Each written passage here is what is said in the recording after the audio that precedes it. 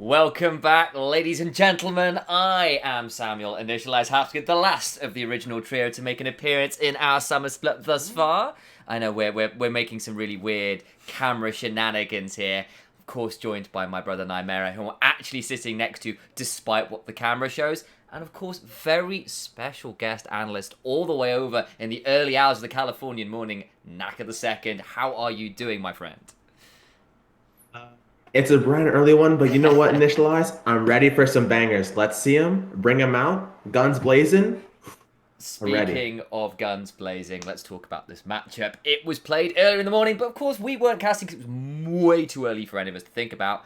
And that is, of course, DetentioN FocusMe versus Rascal Jester. It was the top two teams, really, from last split. They were dominating. It was a tight one in the regular season. We're hoping it's going to be a tight one today. Naka, as the guest here, you get first port of call. Any team you want to touch on briefly here? Okay. I think that I touch on kind of the main spectacle of this game is going to be. I think it has to be the top lane. Mm. Kanato is absolutely demolishing a ton of top laners. He is the impact, the top die kind of guy.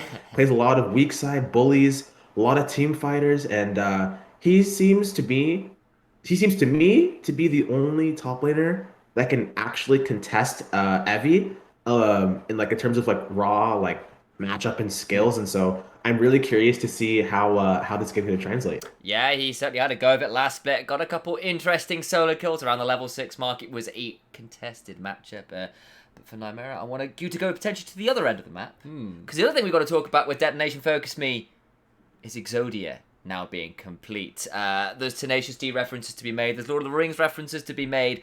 The King has returned. Kazu is out. Gang is in. What's going on for DFM on the bottom side of the map? The last of the Infinity Stones has been input into the gauntlet because we were waiting for Steel to get residency for this DFM lineup, which went to MSI, which made a splash, to come back home, slot in Gang, maybe the greatest Japanese support, well, the greatest support to play in this region of all time, in place of Kazu, who was their coach, playing that placeholder role. They're back into the lineup. This is the roster that DFM have angled for ever since the end of the off-season of 2020 summer. They're back now. This is our first glance at them. It's a tough opponent in Rascal Jester, but from everyone's opinions on our side of the broadcast, DFM should sweep this split. They need to impress us today.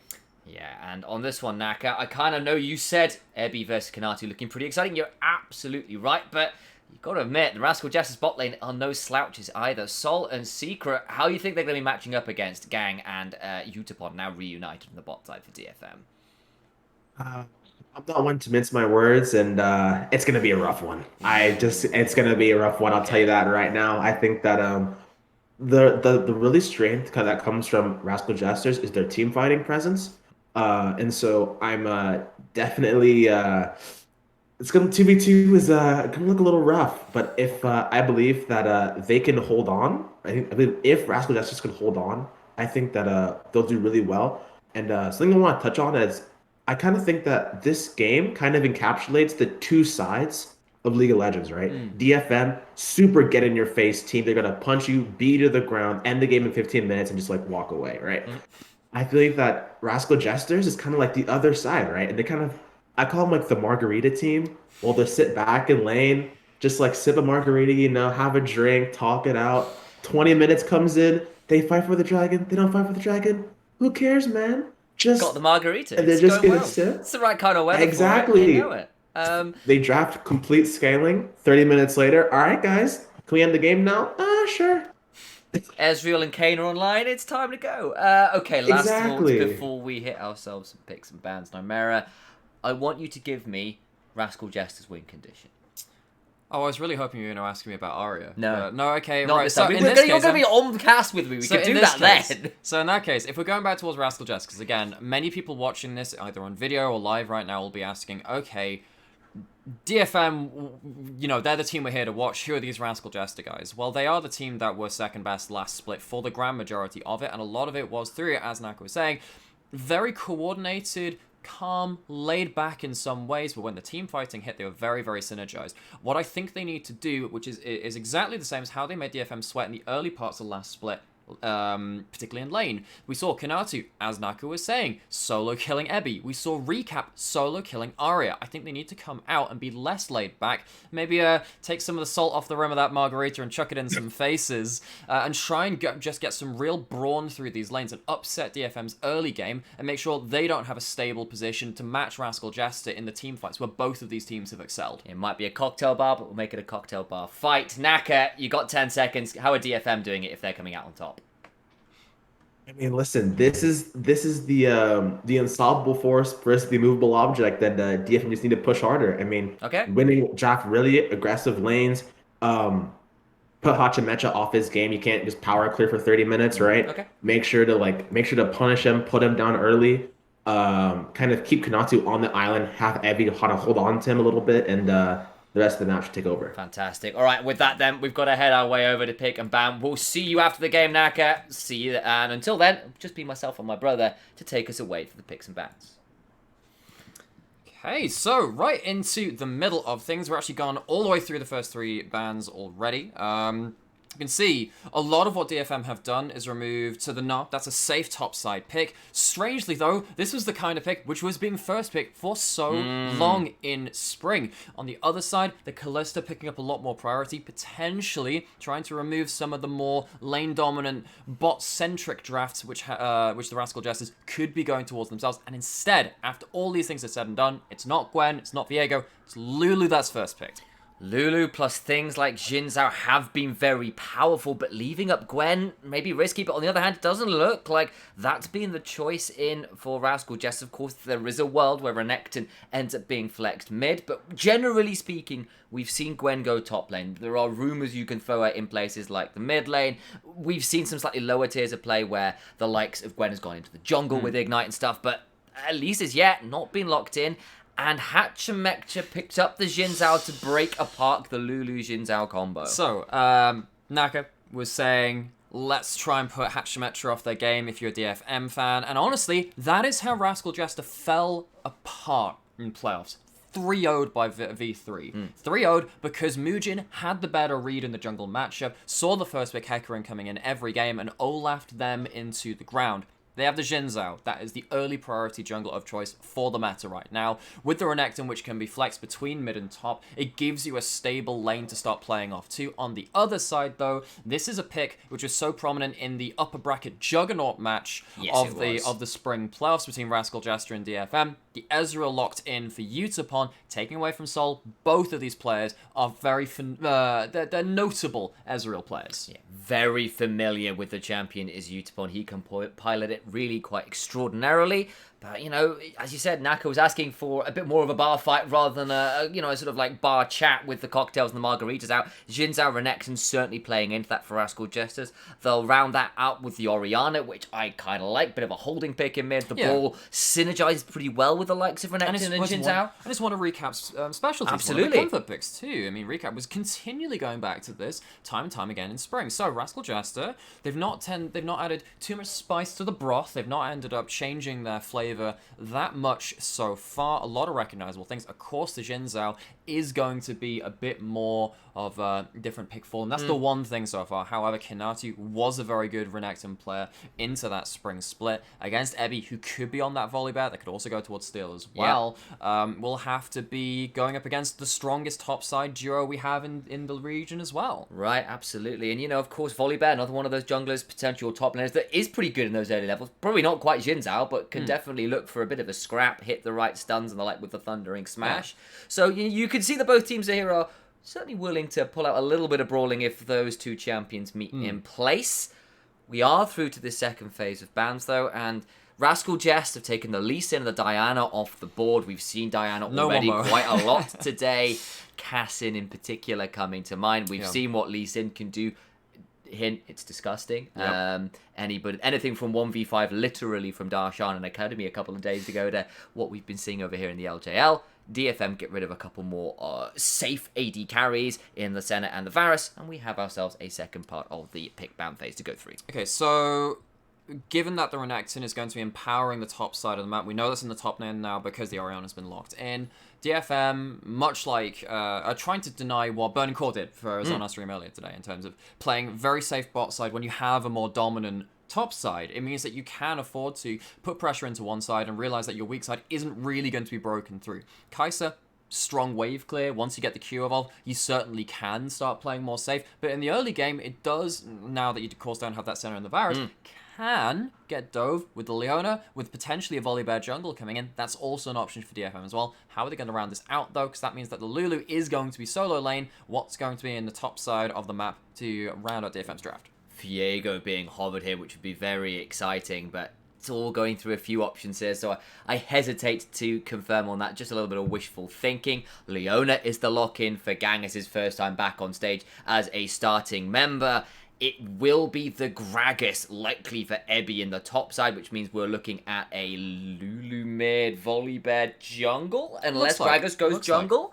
Ebby has been the primary Gragas player for DFM, so especially now that Kazu is off the lineup, though, that seems to be the option here, at least for DFM. Final pick now for Rascal Jester. So they're looking for a support, potentially looking again, as we were saying, to be more defensive on the bot side. Oh, never mind Alistair, very hard to dive. It could have been something like a Nautilus as well, but the Alistair is slightly more defensive compared to that Nautilus, who, if they are behind, if they land a hook, which they didn't want to, they do get torn through very, very quickly. So we have ended up with quite a lot of early brawling potential from both of these teams. The Lulu, not really got the primary hyper carry to start buffing up into the late game. It's not a Kindred. No. It's not a Draven like we saw again from Sengoku earlier in the day. It's not something like a Jinx. The Ezreal, though, of Utapon is one of the most tenured in the world. This guy has played since Season 3 on the same roster, and he's going to have to show now, as the primary damage source for DFM, that they can take it to Rascal Jester. Absolutely. All eyes on Utapon's Ezreal. It's something that DFM have done before and looked pretty good with it.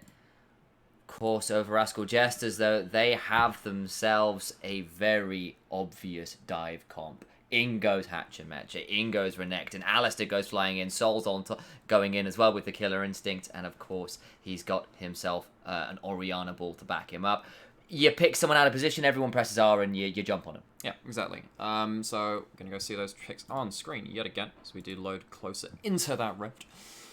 And Rascal Jester, this seems like, as we were saying, we said this pretty early on. As soon as the first three picks were saying, okay, this is kind of still the Jester that we knew. We've been away for the off-season. They've had time to watch MSI. They've had time to prepare themselves. We know that their coach, Vikal, was also a big change to this roster and this organization coming into the spring split. Are they going to have changed anything drastically in this first game? Doesn't look like it so far. However, again, got to see whether they've put down the margarita for potentially something a bit harder, something which hits a bit faster and gets a bit of a sucker punch into this game. Both these teams have those team fighting options. Both of them look like they're set up for a brawl. Yeah, and it's a bit of an interesting choice here for DFM as well. This is a little bit of a different look for them. It's not double carry. It's not. It's not the Seraphina mid even from Arya with a lot more team fight control. It's a much more utility, even if Seraphina is obviously on that utility end of it with the Lulu. This is also Gang's first time back in the line. Honestly, DFM are the only roster who've made a change thus far in the LJL. Everyone else is stuck with their rosters. We are not the LCS with loads of benchings, with loads of roster ships throughout the split thus far. Everybody, at least as far as I can tell, has stuck with the same rosters aside from DFM.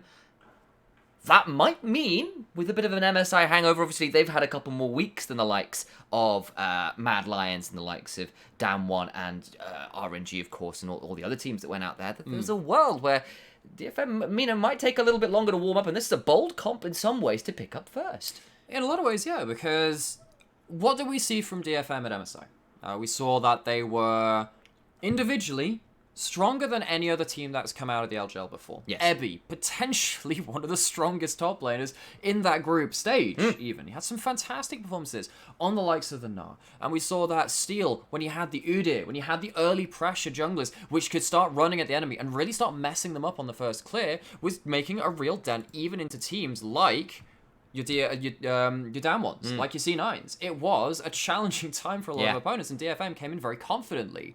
This is not necessarily the same style from Ebby. Volibear, however, is probably the new age of Udyr in some ways, particularly when you can start optimizing towards different kind of things to make you tankier or have yourself the earlier damage. But you still have the early pressure. You don't farm as well, though, as something like your Udyrs and your Hecarim, so we'll have to see how they transition towards the mid and late game if the Volibear does start falling behind, because the Xin Zhao does have a lot of utility and can farm pretty well themselves. Yeah, and we've heard it already. We want Rascal Jesters to be looking for the snowball.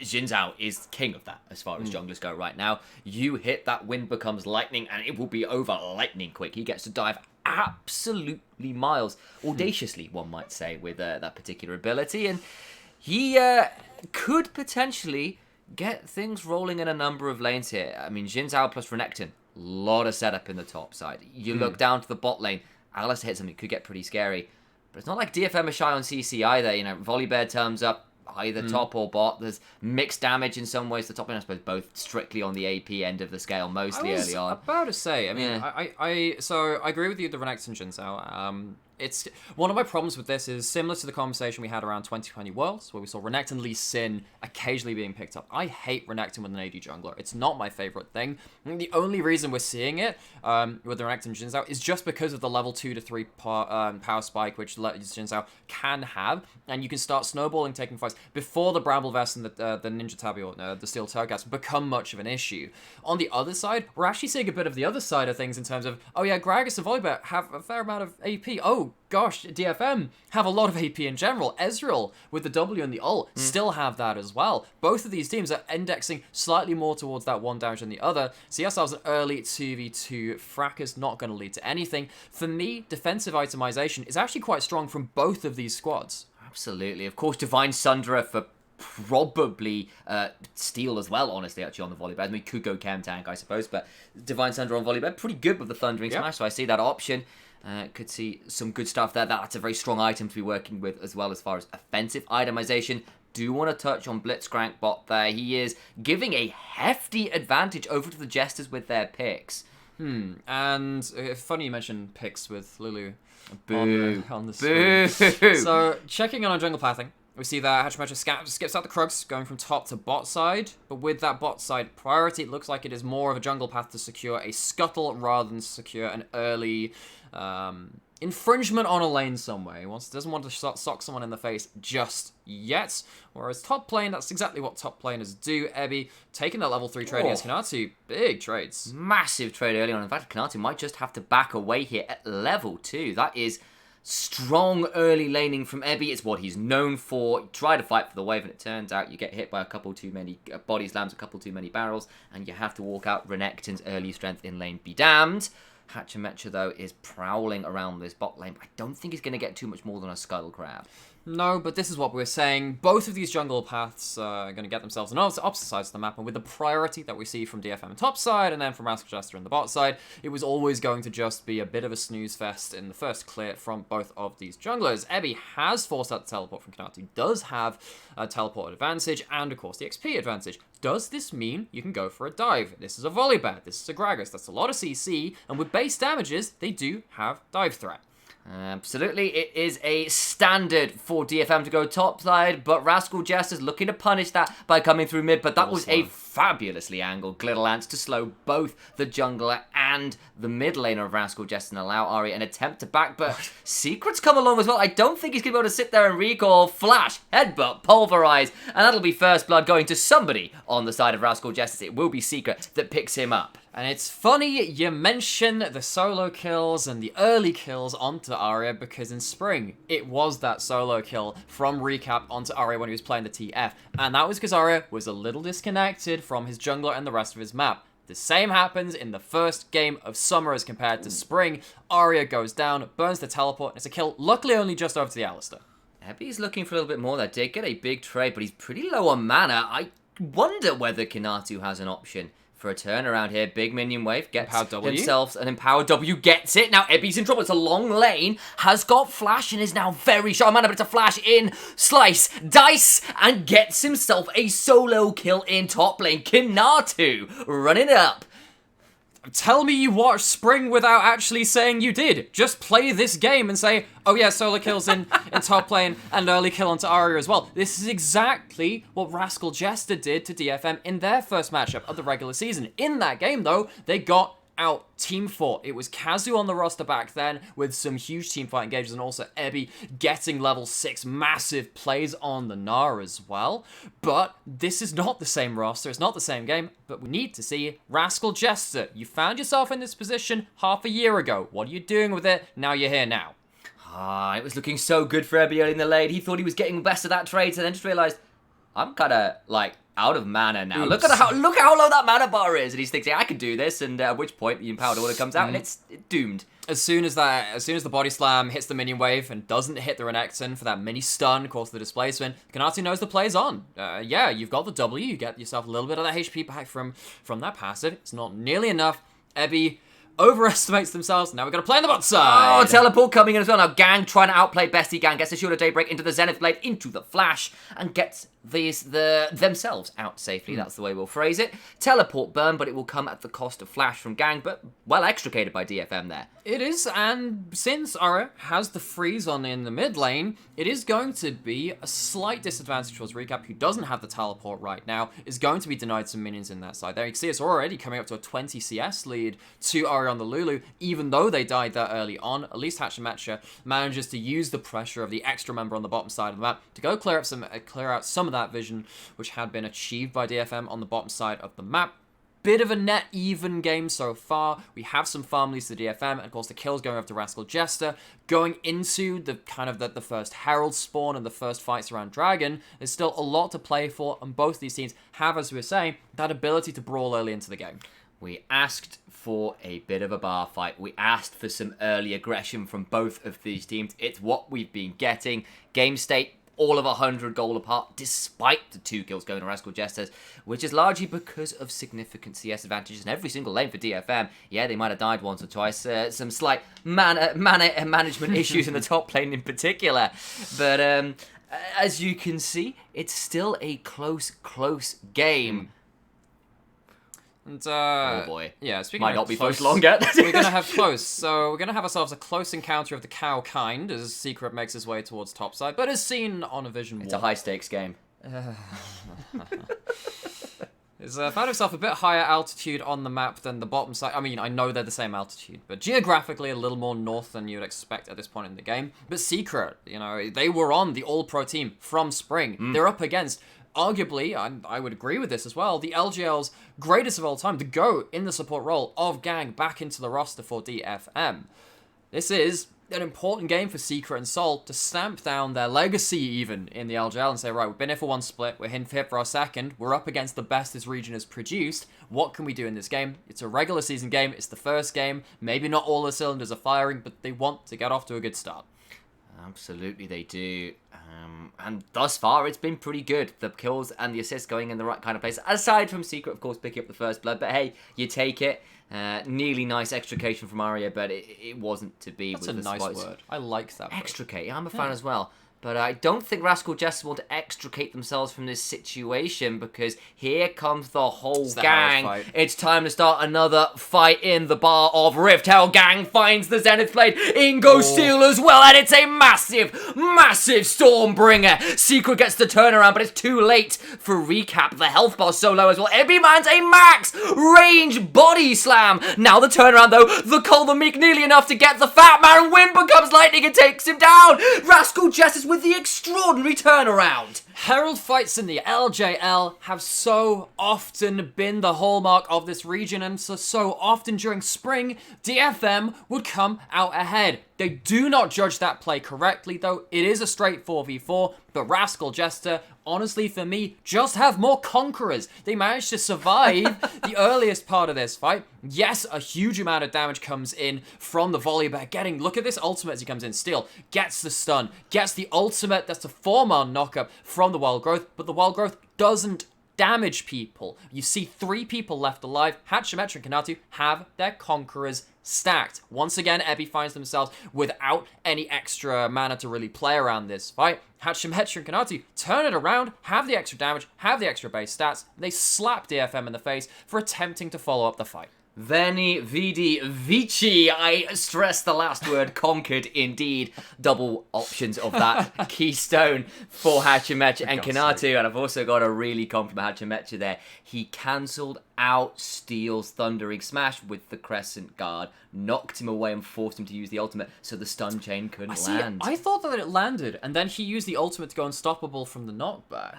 Possibly. Either way he buffered That's out the of kind of thing the where- Crescent Guard buffered out the... I have to say, one thing which I'm pushing for, and maybe we'll get to do at some point this split, so keep your eyes open, is try and do some of the drawy epic penny replay things. That would be great. I would totally go and deep dive into that. That'd In be fact, that wonderful. might be something we go revisit on something a little deeper into the future. Love to see into it. the present, though, I want to talk about one of my favourite topics. Sam. Please do. Pangea.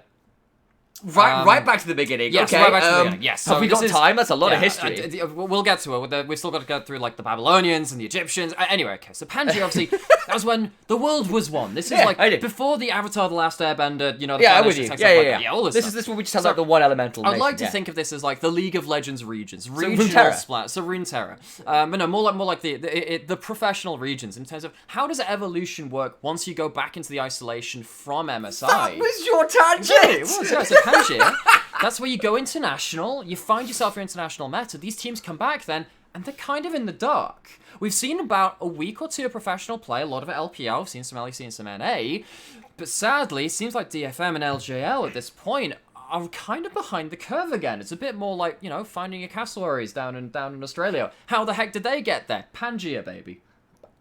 Apparently so. I was talking with Midnight earlier as well, obviously. they're One of our talking new about it. play-by-play casters said he's been attacked by a cassowary, by the way. What? Apparently really scary. They're huge. That Yeah, I know. actually sounds So, terrifying. that is they're terrifying, almost dinosaur birds that are scary, apparently. Ask Midnight about it sometime, guys. Yeah, I had the pleasure of seeing a cassowary once know, in the I wild. was there. Because we've got family out there. Yeah. I know. And, but wouldn't want to be on the receiving end of one of them of a getting charging quite irate. dinosaur, yeah, exactly. Yeah, nor would I There's want a Google to, for you guys. Nor would I want to be on the receiving end of a fully stacked Conqueror and Acton as DFM discovered in their Herald fight. And we're back on topic of the game. That It's was incredible. amazing. Incredible, How did yeah. you do that? Pangea. All Pangea. Oh I boy, have well, we missed you, might Sam. be seeing some of these continents, or at least turrets, crack a little bit here. Rascal Jester would love to break apart the united map here and cause some stress on multiple fronts. Sol and Secret finally getting a bit of a shove in the bot side. It was Utapon and Gang who were getting a lot of the shove earlier on, but they're taking this opportunity to get a bit more golden inventory. Even with the 4-kill lead, it's still only about a 1,500 gold still lead for winning Rascal leads. Jesters. They have also now started this initial dragon. It didn't get started super early around that 8-minute mark because both teams didn't feel comfortable doing so. We're left with Rascal Jesters kind of taking a strong step forward in this game. It's a fight in topside in particular that went very well for them, and of course that Herald fight that was so good. Double Gore Drinker has been a lot of the benefit of that as well. Yeah. So much more healing for And, those two guys with the Conqueror already. Getting a little nervous here for DFM. Yeah, because, like we said, single carry from the Ezreal, but you look at the Volibear and the Gragas, they're not so suited for the short fights, the bursty fights, where you remove someone from play immediately. Think of, you know, like you're Renekton going and doubly stunning someone, and suddenly they've taken so much damage that they are just out of the fight at that point. Renekton is going to be able to survive with this Gore Drinker, so is Hachimecha with both of their temporary frontline ultimates too. DFM are going to have to, in my eyes, find isolated targets, pick their fights, and try and make sure someone is removed from the big plays before it comes to a big fruition of a play around something like these important objectives. At least they've got a little bit of time before they have to really start coming into a 5v5. Only the first Drake taken a minute or so ago. They'll have time to look towards 2 items on Ezreal, on the Volibear and stuff, which will help things out. You can see Steel kind of a few hundred gold away from completing the Divine Sundra. They did get a fair amount of turret plate gold, so that's good for DFM. They're keeping the gold relatively even. The problem is, it's not just the Orianna and the Kai'Sa that are a threat on the Rascal Jesters right now, because Kanatu, because Hachimecha got involved early. Those guys don't just get to be engaged, they get to be a damage threat as well. Yeah, they do, and like we said, the itemization for both these teams is actually really good. I mean, even though you're going to have a Divine Sunder on Ezreal, which is going to be a damage threat, it's not going to be as effective when Lulu is not a damage threat themselves. This is a Shurelius. This is far removed from the Season 5-6 Lulu mid going Lichbane, going for the Morellonomicon, and being actual, the Glitter Lancers chunking you out for a third of your HP. Ezreal has to pull just a Herculean amount of effort in this game. And with the front line being ahead from Rascal Jesters, that will be an issue when they have so many itemization options available to them. Yeah, and it's also it's really a 1 damage threat comp for DFM the later the game goes. Volibear kind of falls off a little bit as far as the damage.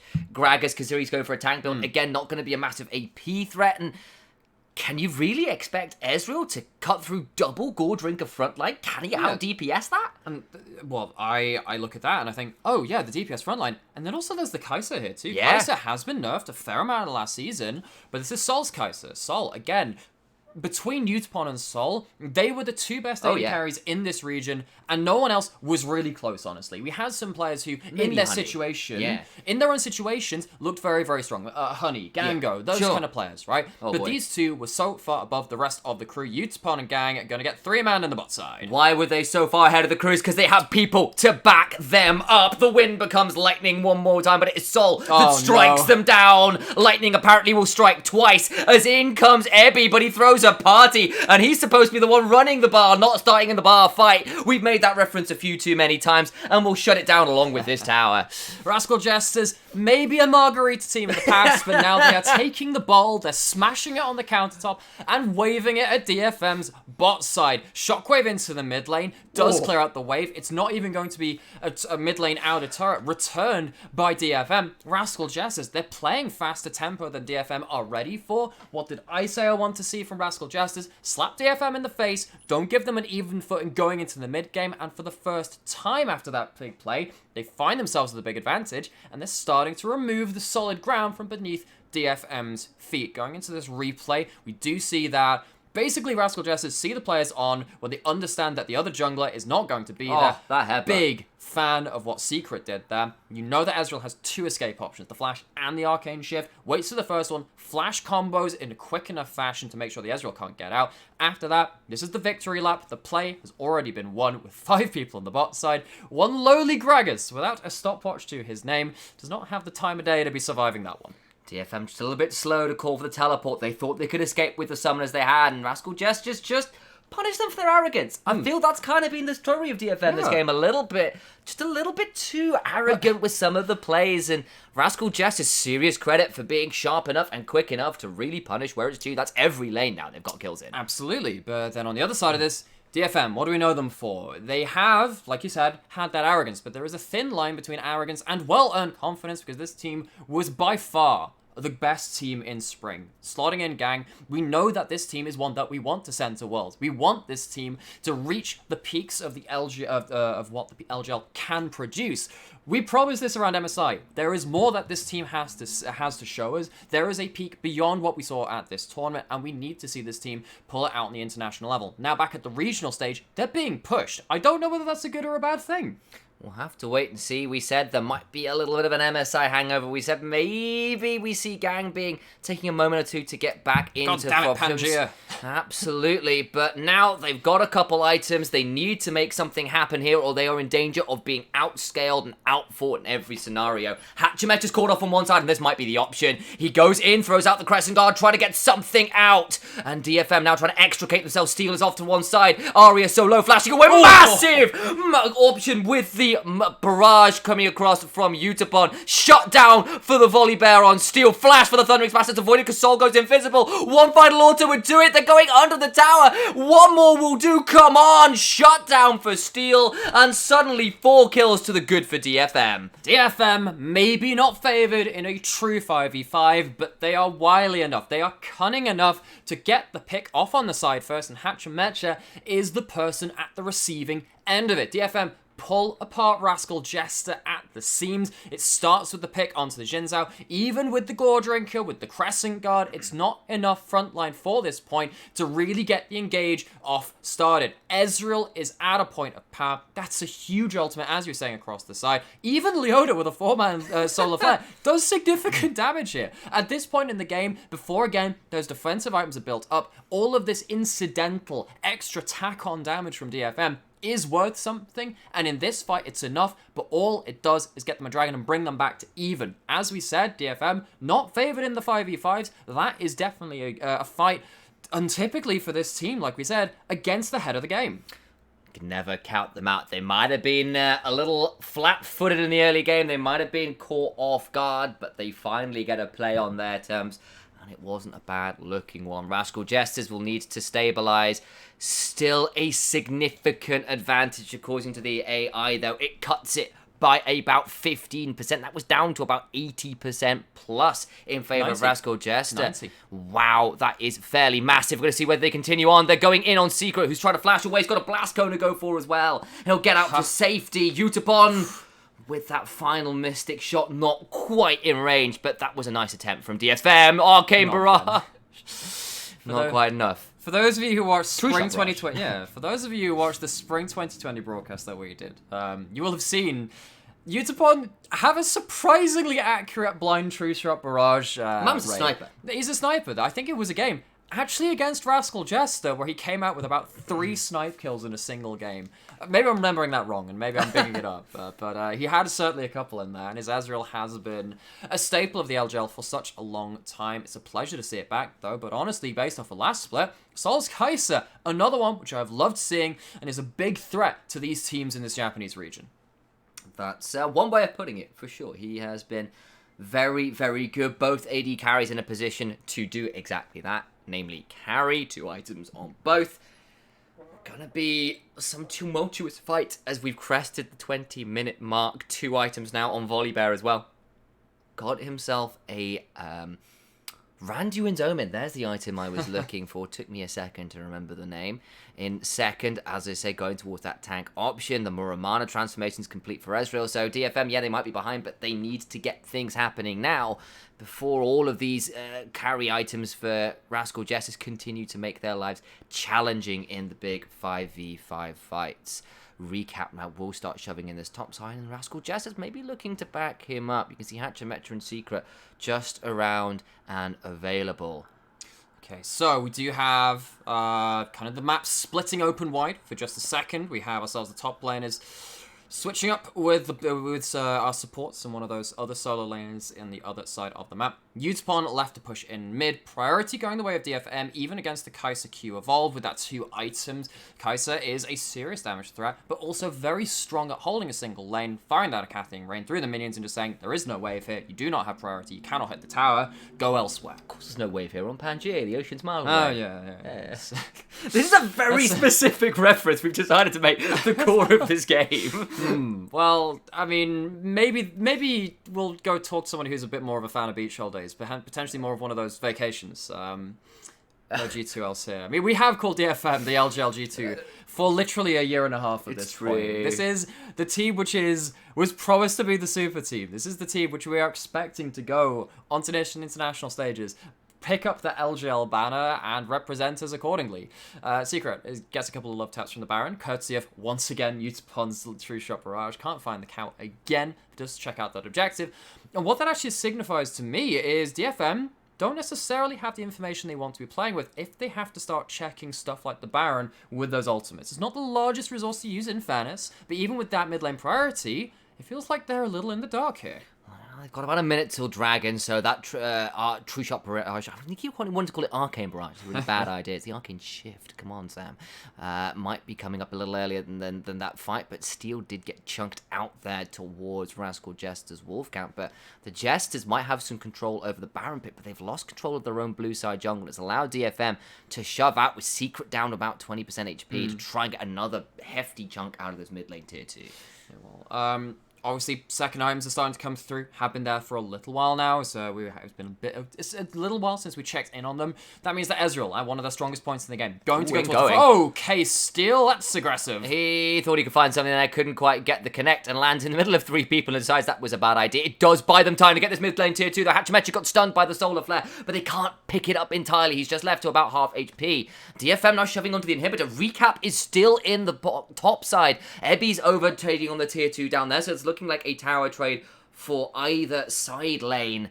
But Ebby won't be able to stick around and get this tower, and instead Recap will secure the tier 2 in the top lane for Rascal Jesters. Okay, so Rascal Jester holding their nerve, keeping calm. They're gonna have they're going to have to give up this dragon, so they're not going to get to that neutral objective. DFM will take that prize. It is on this Ocean Rift. Ocean Soul, during this game, which we expect the team fights to be lasting quite a long time due to the lack of damage from people like the top side of DFM, and the Lulu being an enchanter to extend those fights too. If Ocean Soul is claimed by one of those teams, it is a huge prize to take. A while off that now, though. Only got two dragons on DFM. Only one in return from Rascal Jester. Gonna have to see how the map really puts itself into accordance with these objectives as the game goes on, because obviously that means that given that Soul is less of a threat, well, I mean, Soul is the threat on the Kaiser, but the Soul is less of a threat. Baron is suddenly then the one remaining area of the map which you cannot afford to lose control of. You can't just respond and say, dragons are what we're going to answer with. Maybe not. Still, as you said, about 10 minutes before we could even think really about claiming a Soul, and that involves getting 2 more dragons within that time, as we were saying, and Frozen Heart is complete for Ezreal, and that's good news. Makes him a bit tanky, a bit obnoxious. Excuse me. I can't mute the microphone from over here, so I just have to move away and hope I don't sneeze too loudly. Bless you. I've been holding on for that for 10 minutes, and finally... Sneeze becomes lightning. That's how Xin Zhao does it. Just sneezes really loud. Has horrible sinus problems. Yeah. We've learned the power of League of Legends champions here, and we might be finding them again. A secret's on the Alistair. Teleport's coming through as well. That'll be a very large Renekton looking for Ebby, who gets stunned out of the body slam. He's left for dead. Shut down. No, actually might not be a shutdown, but at least be taken down. Big kill over for Kinatu. They'll shove in on this mid lane tier 1 and claim that for themselves. Well played by the Jesters to pick off Ebby on the flank. Honestly, one of the things keeping DFM in a strong spot in this game is that they had their own outer turret in that mid lane. They had the priority, and they could keep shoving in without much of a response from Rascal Jester. With this, though, they managed to, Rascal Jester, take down that opposing tower. They take down the top lane, who's now started at 0-4. That's definitely not a shutdown at that point. Ebby's been struggling this game, and the Baron is on the table. Teleport for Ebby when he comes back up, but it might be too little, and it's certainly going to be too late for Steel, who falls down. Utapon tried to get the kill onto Recap, but he has to now back away. Massive 2-man pulverize. Utapon still trying to save it alive. Divine Sundering gets Soul. That's 1, but it's already going to be a retreat being signaled by Rascal Jester's Secret, and Recap on inches of HP, but DFM feel confident enough to start up the Baron, despite not having either AD carry or jungler. Looks like that's just not going to be an option for them. Well, you mentioned it first. They tried to how to save a life there. They go into the fray. A Secret is the one pulling the trigger. They're on vision. They do get pinged by the Volibear call from the skies. But it's again the flash combo, decisive as you like. Yes, there's the wild growth. Yes, there's the extra ultimate HP from Volibear too. It's just not enough. And Utapon goes deep, looking for something, looking for anything, because they are quite tanky on this Ezreal. And honestly, thank God for DFM's side of things that they did take down that Kai'Sa. It could have ended up so much worse. As it ends up, though, it is still a lost fight. It is still... a lot of damage coming in from Ezreal. They still lose the fight, though. They're lucky not to lose that Baron. And honestly, as much as it looked like a bit of a cock-up from that Ezreal, they took down the Kai'Sa. That saves them just about. They nearly got the Orianna as well. And you understand it's a difficult position for DFM. Utapon is looking to find the edge that might get them into this game. They're not out of it yet, but it's looking a little bit difficult, as we saw. Minute and a half till this Ocean Drake. That would be sole point for DFM if they can secure it, and that would be one step closer to a win condition that they can be act upon in an easier pattern, I suppose. Okay. Let's check in with the game state again. As we see, mid lane priority is the name of the game. A fight could literally start at any point because of the amount of mobility that the Lulu gives with that Shirelius from the side of DFM. On the other side of things, though, this Alistair reached level 11. Even more damage reduction. Things are brewing. They absolutely are. 45 seconds until this Ocean Drake. Kinatu and Ebby tussling as one. There goes Hatchemetcha alongside Secret. They're going to pull back a little bit for now. Pull off the engage. You saw what they were looking for, and Ebby is the one that takes most of the damage, but he's a Gragas. He can heal his way back up. Doesn't have teleport, though, so needs to be a little aware. Keep your eyes on Utapon. Keep your eyes, in my mind, on Hatchemetcha and Secret. They're the ones with the serious playmaking tools. No flashes for the engage right now for Jesters, and we're back back to positioning in mid lane. Yeah, but when Rascal Jesters looked for the fight before, they didn't use anything important. They were basic abilities where they got Here we go! Secret goes and tries to find another headbutt pulse. Not as much fun as they would like. Now Hachimecha in a difficult position. Solar Flare is dodged away from. The shockwave is going to be tried and timed out by Gang, who uses the Zenith Blade as a buffer. But up into the bounce house goes Steel trying to run away, but the Ignite is going to bring him down. The bear is dead. The follow-up from Saul! And Rascal Jesters found the fight they were looking for. Utapon is dead. And so, finally, is Arya. And Rascal Jesters with the ace could look to try and end the game. We put the challenge to DFM to sweep the split, and instead Rascal Jester have swept the fight, and they've swept the floor with DFM. 15-6 on the kills, and it's going to be 1-0 on the win columns for Rascal Jester. The health bars might be a touch low, but it's not gonna matter. They've got time, they've got minions, and they'll have game 1 against Detonation Focus Me. 1-0 Rascal Jesters, 0-1 to DFM to start off the split. Oh, and how quickly did that all fall apart? We did say, excuse me, in a true 5v5, DFM were going to struggle. They didn't have that amount of damage to really take down and pop someone in the fights. And that's what we saw from that Xin Zhao. Survived long enough to get the ult, get a 4 to 5 man Gore Drinker, reset the HP bars, even through that extra Grievous Wounds from the Putrefier. It was more than enough for Rascal Jester to turn around and take the fight. Got ourselves a quick replay, and then we'll cut ourselves for a brief break and bring Naka back out. But let's look at the game-winning fight here. It looked pretty good for a moment for DFM. Gang buffs his way out of some of the CC in a second as well, and just can't make it work. Okay, so let's see what happens, because obviously one of the big things is the Wild Growth was used in an attempt to cancel out the Alistair combo, and Utapon, seeing the Crescent card go down, says, I gotta go in, I gotta get in range to start doing damage, but that just keeps them so close to the fray of things. And it's just, I mean, Sol flies in, sees the right moment, and after that point, where is the threat? The disruption from the Volibear, from the Gragas, is gone. Kai'Sa can free hit. Ezreal's used their mobility. There's no way out. DFM went too deep. Rascal Jester pounce. They finished the game. Great early game. Slightly rougher mid game, but they bring it back in the late when it matters. Don't go anywhere, guys. We're going to break for just a moment or two. We're back with an Analyst desk after that. See you in a moment.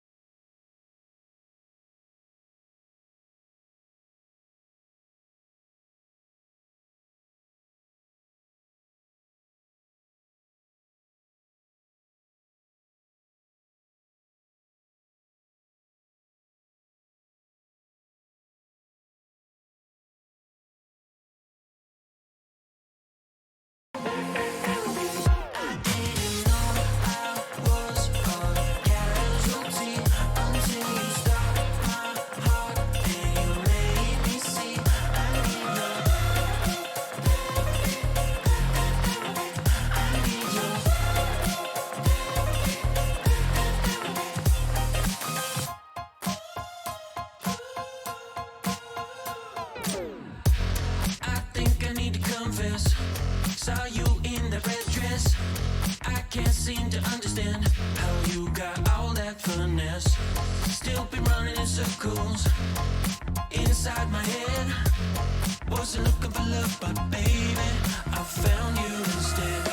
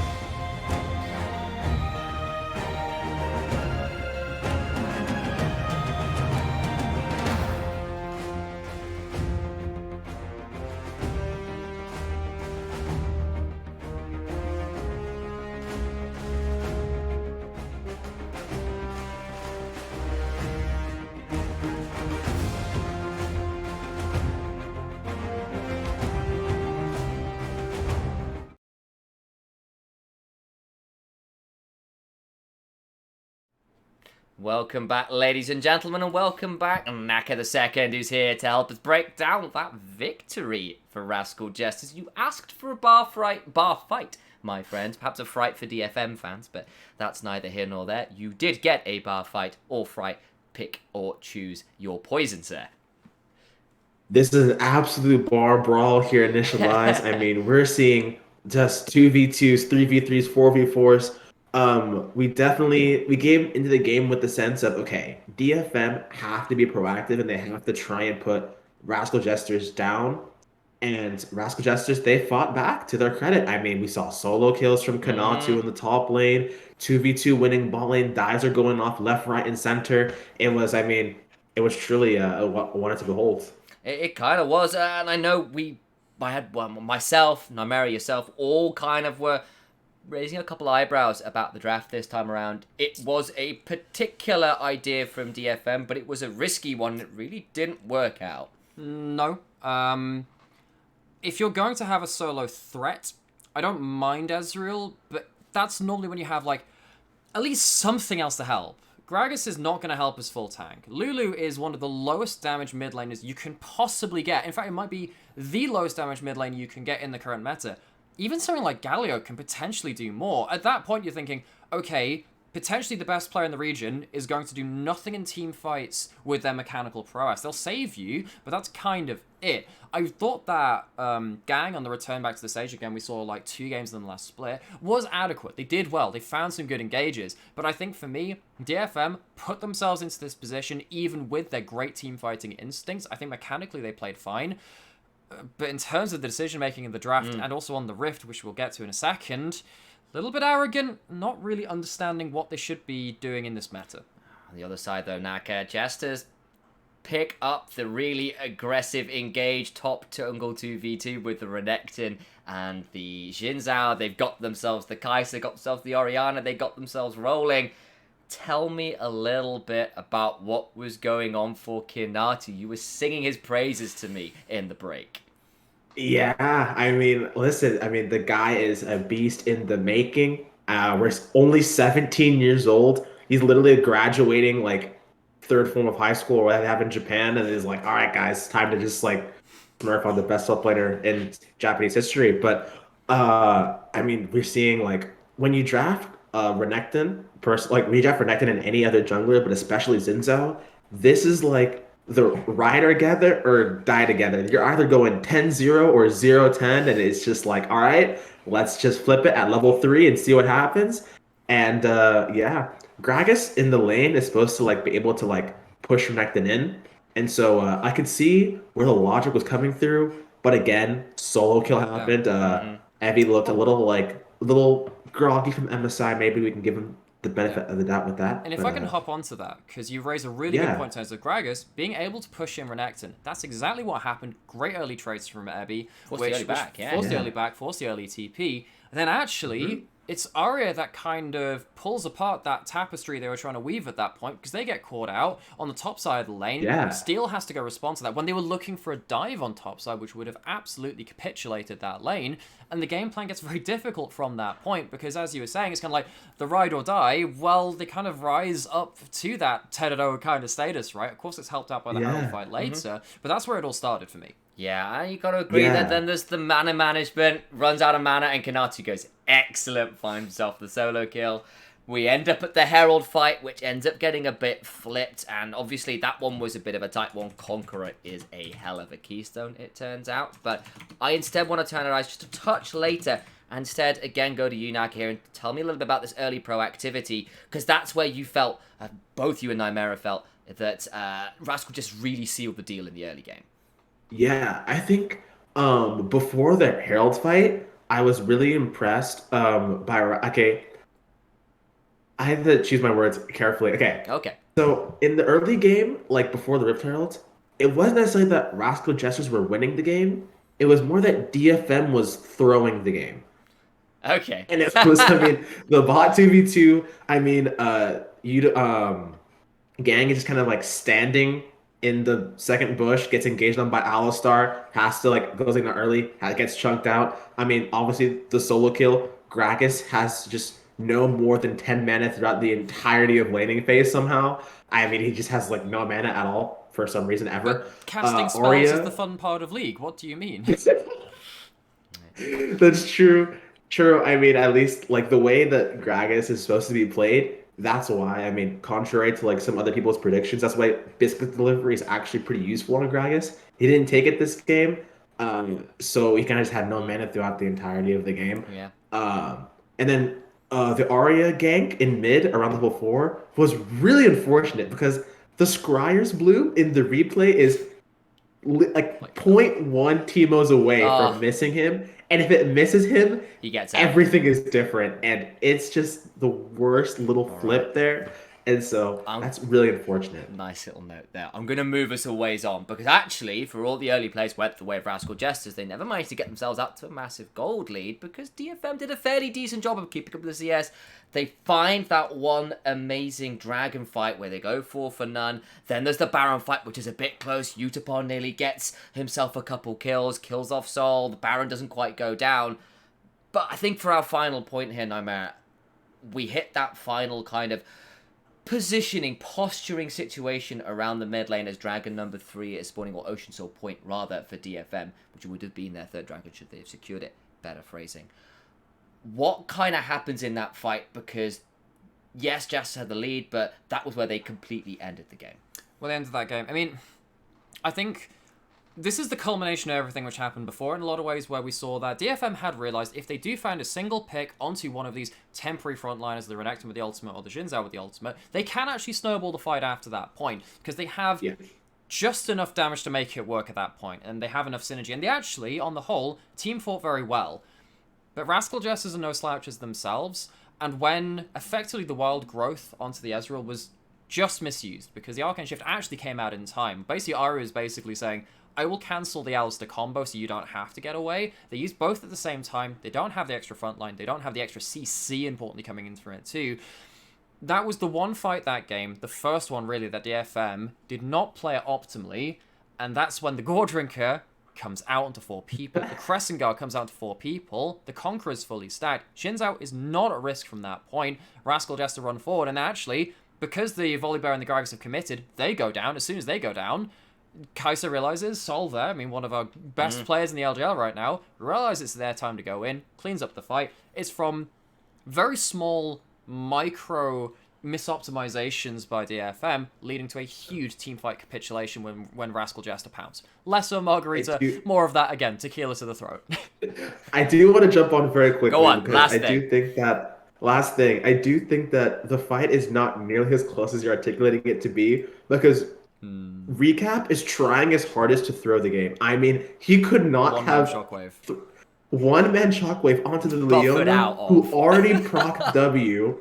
It's killing Leona. He's not throwing any. His E is only on Renekton basically the entire fight. I mean, it's literally a 4v5 throughout the entire fight, and still like that's why when people like articulate about like draft differences, like this is what we're talking about. Like it's monumental. A fair shout. It started with a counter engage around the Herald. It ends with a counter engage around the mid lane. Rascal Jesters take the win over Detonation Focus. But when we come back, we'll have another Rascal Jesters game, but this time up against, I believe, Axis. Stick around. We'll be back after this quick break.